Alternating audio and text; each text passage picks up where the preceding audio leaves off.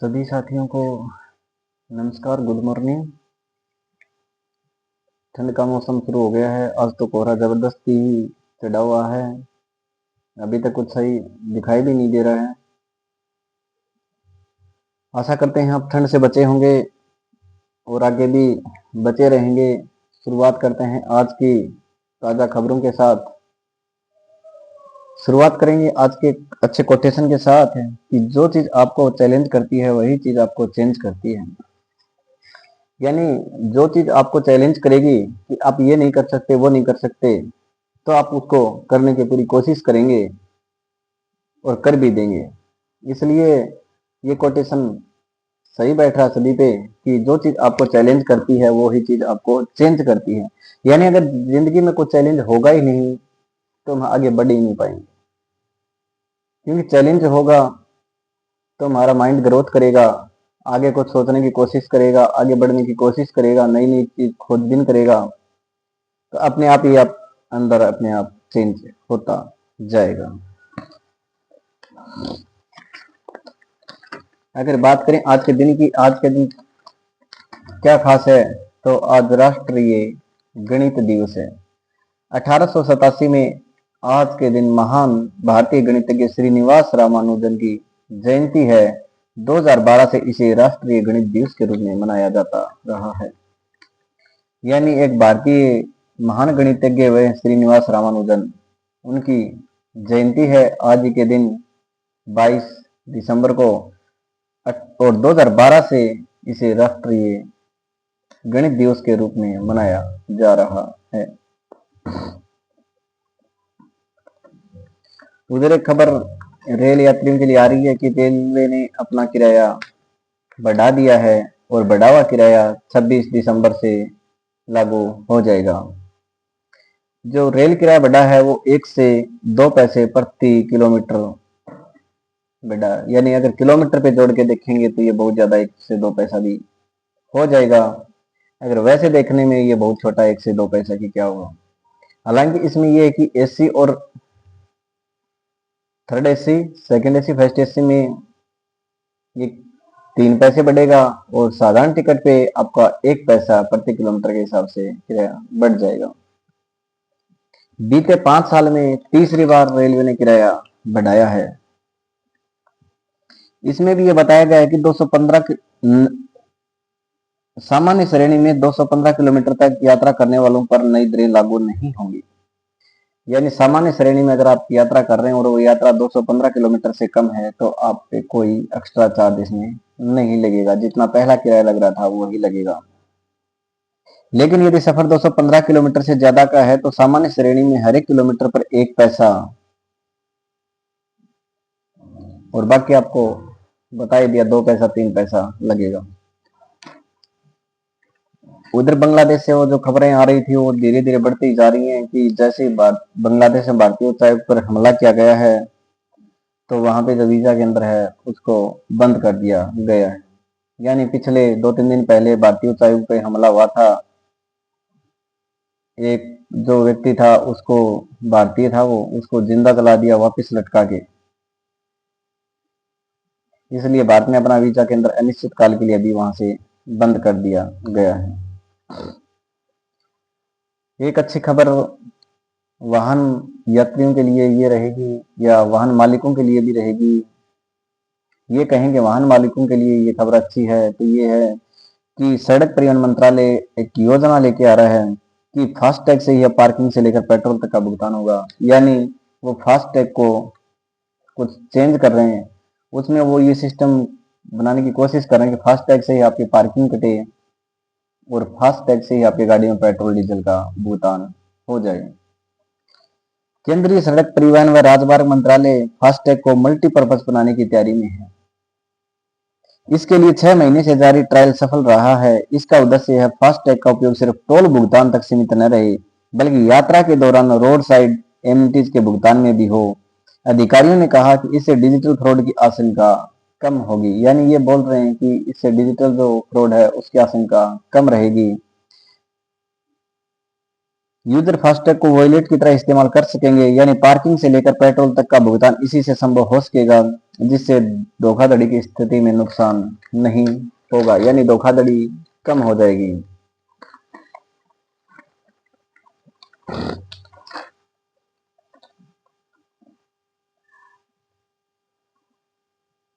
अगली खबर ये जो है, पीछे बताया था कि जो नरेगा का नाम चेंज किया है उसको कल राष्ट्रपति द्रौपदी मुर्मू जी ने अपनी सहमति दे दी और वो कल से बिल बन भी गया है।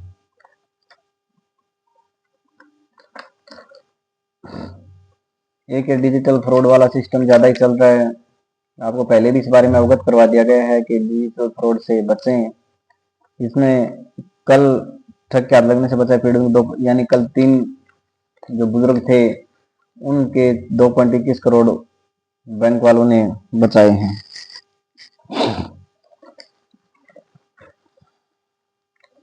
वो बचे मैनेजर जो हैं बैंक वाले, उनकी सतर्कता से बचे हैं। वो बचे कैसे हैं कि जैसे ही वो निकालने अपने पैसे आते हैं,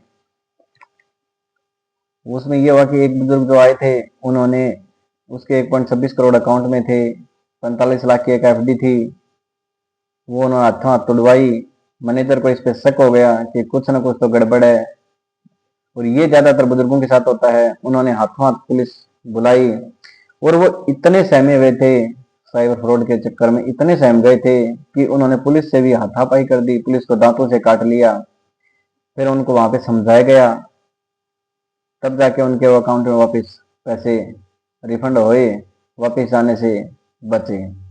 दूसरा भी, ये तीनों ही मामले कर्नाटक के हैं। दूसरा मामला भी एक बुजुर्ग के साथ हुआ था कि वो 45 लाख रुपए की अपनी एफडी तोड़वाने आए थे। बैंक मैनेजर को उन पे शक हुआ क्योंकि वो किसी उड़ीसा के बैंक अकाउंट में खाते में डालने वाले थे। उनको जैसे ही उस चीज का शक हुआ, उन्होंने हाथों हाथ पुलिस बुलाई। पुलिस बुलाते ही पुलिस ने उनको बहुत समझाया, तब उनके पैसे बचे। तीसरी कहानी, एक लेडीज थी, कोई प्रिंसिपल थी, वो अपना 33.37 लाख रुपए निकलवाने बैंक में आई थी। उनका शक ये जाहिर हुआ कि वो ऑनलाइन किसी के संपर्क में थी, यानी वीडियो कॉल पे उनकी बातचीत किसी आगे सामने लेडी से हो रही थी। इसी से बैंक मैनेजर को शक हो गया कि कहीं ना कहीं कुछ तो गड़बड़ है। मैनेजर साहब ने उनको 3 घंटे तक समझाइश की, तब जाके उस लेडीज के समझ में आई कि मैं फ्रॉड का शिकार हो चुकी हूँ। इसलिए साइबर फ्रॉड से बचें, तुरंत ही जाके शिकायत कर दें। अगर आपने गलत नहीं किया तो आपको डरने की कोई जरूरत ही नहीं है। आप क्यों उनके झांसे में आके फंस रहे हैं? खास करके जो साइबर फ्रॉड वाले हैं वो बुजुर्गों को निशाना बना रहे हैं, यानी 50 साल से ऊपर के बुजुर्ग जो हैं उनको वो निशाना बना रहे हैं। उनके जीवन भर की कमाई वो हड़पने के चक्कर में लगे हैं।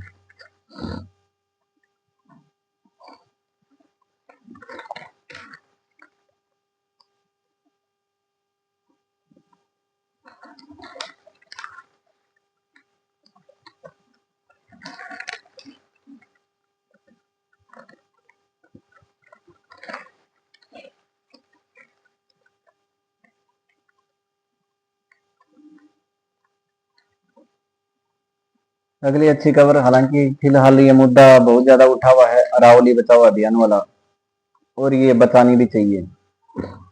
क्योंकि अरावली जो है वो गुजरात के पालनपुर से शुरू होके दिल्ली तक आती है, जिसमें हिस्सा गुजरात का आता है, फिर राजस्थान आता है, फिर हरियाणा आता है, फिर दिल्ली आती है। सरकार ने ये बोला है, हालांकि इस पर अंतिम फैसला आना अभी बाकी है, लेकिन उन्होंने बोल दिया अरावली के लिए कि जो 100 मीटर से ऊपर के ही चोटियां हैं वो ही पहाड़ी श्रेणी में गिनी जाएंगी। उससे नीचे जो चोटियां होंगी वो अरावली की श्रेणी में नहीं आएंगी। अगर ऐसा होता है तो सरकार का यही है कि, हालांकि हरियाणा में तो ये सिस्टम लागू नहीं है कि अरावली को नुकसान पहुंचा जाए, क्योंकि हरियाणा में तो अरावली का खनन हो ही रहा है, लेकिन राजस्थान में ये है कि अरावली को खनन अभी शुरू नहीं हुआ है। अगर ऐसा होता है तो फिर अरावली का खनन नहीं होगा, क्योंकि 100 मीटर से ऊपर तो मुश्किल से अरावली की 9 से 10% पहाड़ियां ही हैं। झुंझुनू सीकर में तो न के बराबर ही पहाड़ियां बचेंगी। जो भी बचेगी वो उदयपुर साइड में कुछ पहाड़ियां अरावली की बच सकती हैं, कुछ जयपुर की भी चोटी बच सकती है, बाकी नहीं बचेगी। इसलिए अरावली को बचाना बहुत जरूरी है, क्योंकि अरावली गर्म हवाओं को रोकती है। पूर्वी राजस्थान में बारिश भी अरावली के कारण होती है, ओस बनती है। जो मरुस्थल का प्रसार है उसको भी अरावली ही रोक रही है।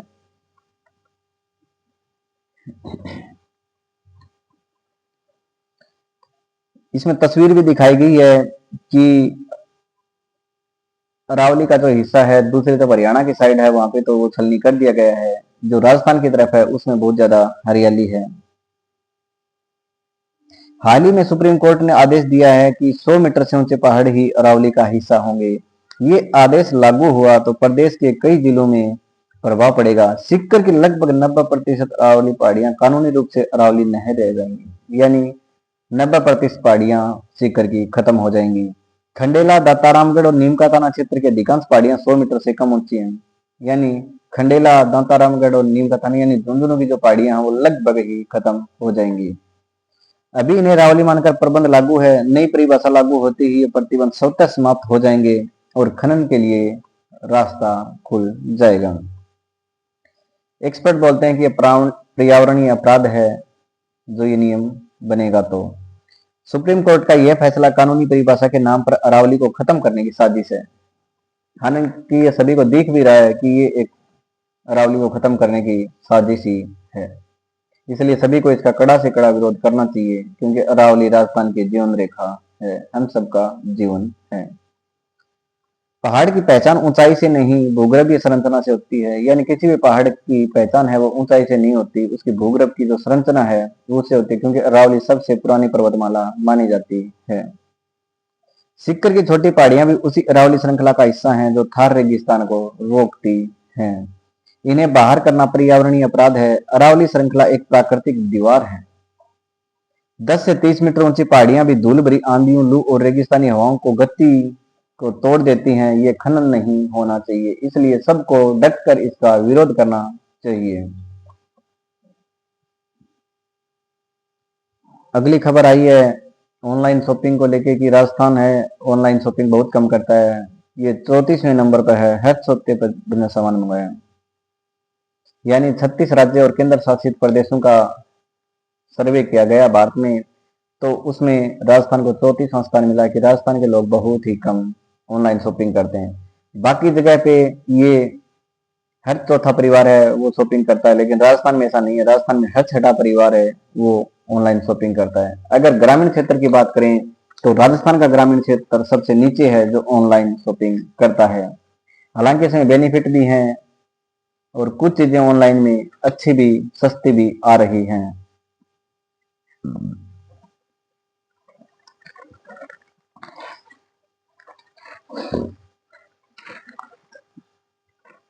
अगला कोटेशन है, एक अंग्रेजी कवि रहे हैं, उनका कोटेशन है कि हमारा मन स्वयं एक साम्राज्य है, ये स्वर्ग को नरक, नरक को स्वर्ग बनाने में सक्षम है।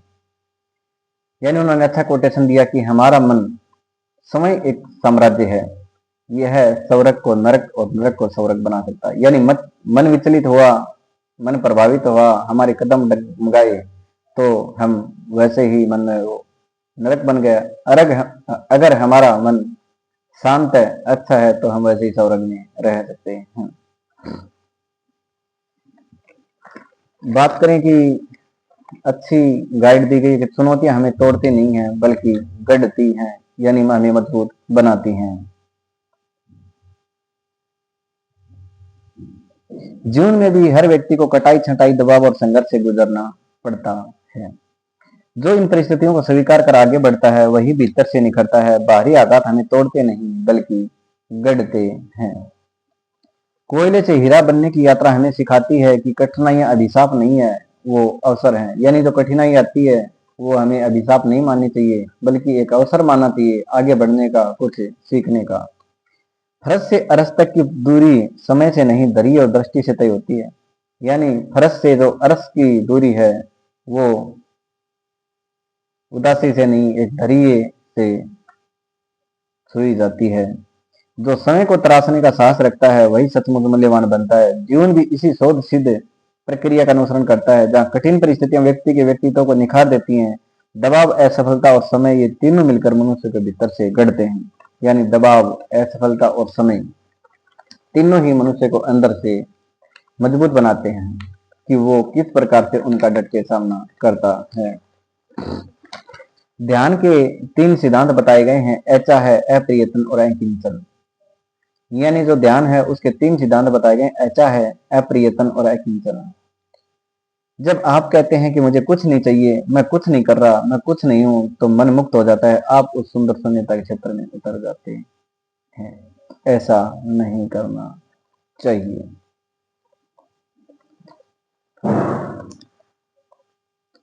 ध्यान एक कला है। हर इंसान के पास 10 उंगलियां होती हैं और उसे बस यह सीखने की आवश्यकता होती है कि उनके द्वारा किसी वाद्य यंत्र से मधुर संगीत कैसे निकाला जाए। उसी तरह है हमारा मन भी मधुर ध्वनि सुनने के लिए आतुर रहता है। अगली खबर साइबर ठगी को लेकर रहेगी कि साइबर ठग धमकाकर या परिचितों का हादसा होने का बोलकर बुजुर्गों को जाल में फंसाते हैं। यानी ज्यादातर जो साइबर ठग हैं वो बुजुर्गों को या तो अपनों का किसी का हादसा होकर बोलते हैं या उनको धमकाकर फंसाते हैं। ऑनलाइन स्पैम कॉल और ऑनलाइन फ्रॉड से बचाने में आपको 3 टिप्स इसमें बताए गए हैं, वो उसमें सभी को ध्यान देने की भी जरूरत है कि वो टिप्स कौन से हैं। मोबाइल में डीएनडी ऑन करें, यानी अपने मोबाइल में डीएनडी यानी डू नॉट डिस्टर्ब सेवा ऑन करें। इसे मार्केटिंग और फालतू कॉल्स आना बंद हो जाएंगे। यानी मोबाइल में जो डीएनडी सर्विस है उसको ऑन करें। अगर पूछें कैसे जाएं तो उसमें आपको फोन के मैसेज बॉक्स में जाएं, कैपिटल लेटर्स में फुल डीएनडी लिखें, इस मैसेज को 1909 पर भेजें। यानी अपने मैसेज बॉक्स में जाएं और वहां पे फुल डीएनडी लिखें और 1909 पर आप एसएमएस कर दें। 24 से 48 घंटे के अंदर आपकी सिम पर अनचाही कॉल्स आना बंद हो जाएगी। कॉल के वक्त आपको याद रखना है, दूसरा टिप्स ये है कि कॉल के समय आपको याद क्या रखना है, किसी कॉल की शुरुआत +92 या किसी अनजान विदेशी कोड से हो तो नहीं उठाएं। यानी किसी कॉल की शुरुआत +92 या किसी विदेशी नंबर से हो तो आप उसको कॉल को अटेंड ना करें। कोई एनीडेस्क, टीम व्यूअर या अन्य स्क्रीन मिरर एप्स डाउनलोड करने का कहे तो ना करें। यानी कोई ऐप डाउनलोड करने का आपको कहे तो आप उस ऐप को डाउनलोड न करें। अगला है चक्षु पोर्टल पर रिपोर्ट करें। तीसरा टिप्स ये है, यदि कोई कॉल पर कहे कि सिम बंद होने वाली है या आपके बेटे पोता पोती का हादसा हो गया तो उस नंबर की रिपोर्ट दर्ज कराएं। यानी ऐसा कुछ भी आपको कोई बोलता है तो आप उस नंबर की रिपोर्ट दर्ज कराएं। वो रिपोर्ट कैसे दर्ज करानी है, संचार साथी गवर्नमेंट.इन पर जाएं। संचार साथी गवर्नमेंट.इन पर जाएं, चक्षु पर क्लिक करें, इस पर फर्जी कॉल या मैसेज का नंबर व समय लिखें। यानी डायरेक्ट बहुत आसान है कि संचार साथी .gov.in पर आप जाएं, वहां पे चक्षु ऑप्शन है उसको क्लिक करें और उसमें जो आपको फर्जी कॉल या मैसेज का नंबर है वो लिखें और समय लिख दें। ट्राई नंबर की जांच करेगा, फर्जी पाए जाने पर हमेशा के लिए ब्लॉक कर देगा। अगर आपको ठगी होने पर तत्काल साइबर हेल्पलाइन पर कॉल करनी है तो 193930 पर कॉल कर सकते हैं।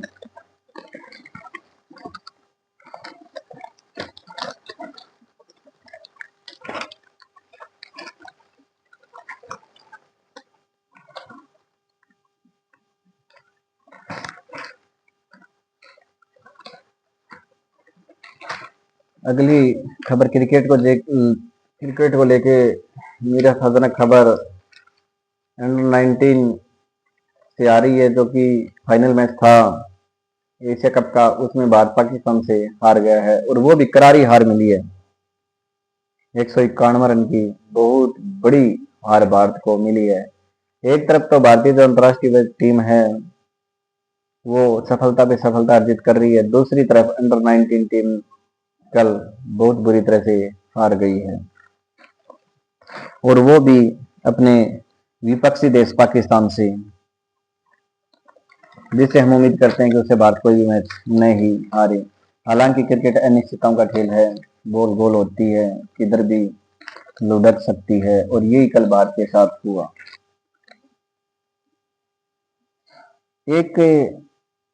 स्टडी हुई है कि उसमें ये हम मान लेते हैं कि शुरुआत से जो बच्चा टॉपर्स रहता है वो लास्ट तक टॉपर्स ही रहेगा या वो सबसे ज्यादा सफल होगा, ऐसा नहीं है। सर्वे में 35,000 लोगों पर स्टडी हुई है। इसमें बता दिया गया है कि बचपन में टॉप करने वाले सिर्फ 10% ही बनते हैं टॉप परफॉर्मर। यानी जो बचपन में टॉप आते हैं उनमें सिर्फ 10% ही लास्ट तक टॉप परफॉर्मर बनते हैं। बचपन में खेल, संगीत या पढ़ाई में टॉप करने वाले ज्यादातर बच्चे बड़े होकर वर्ल्ड क्लास परफॉर्मर नहीं बनते। एक नई स्टडी में यह बात सामने आई है कि रिसर्च ने ओलंपिक एथलेटिक्स, मशहूर म्यूजिशियन, नोबेल पुरस्कार विजेता और चेस ग्रैंड मास्टर जैसे करीब 35,000 वयस्कों का डेटा एनालाइज किया है। इसमें पाया गया कि बचपन में टॉप परफॉर्मर करने वाले सिर्फ 10% लोग ही बड़े होकर भी टॉप लेवल पर पहुंचे हैं। रिसर्च के मुताबिक ज्यादातर वयस्क जो अपने फील्ड में टॉप परफॉर्मर बने हुए बचपन में औसत या सामान्य स्तर के ही थे।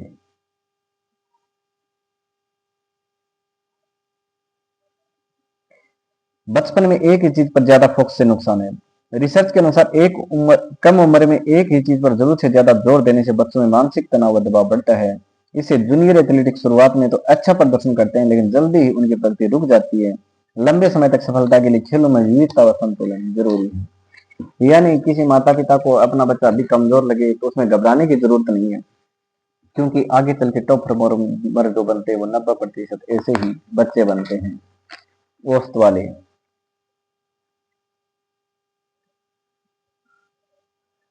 एक सर्वे ये हुआ है कि 57,000 लोगों के सर्वे किया गया है कि 50% शहरी बच्चे social media, OTT, online gaming के आदी हैं।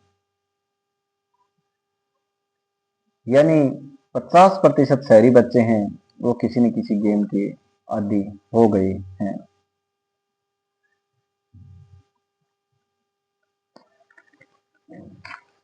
धन्यवाद। आज की खबरें यही समाप्त करते हैं। यही आपके मुख्य मुख्य समाचार थे। उम्मीद करता हूँ आपके अच्छे से समझ में आ गए होंगे। धन्यवाद। आपका दिन मंगलमय हो।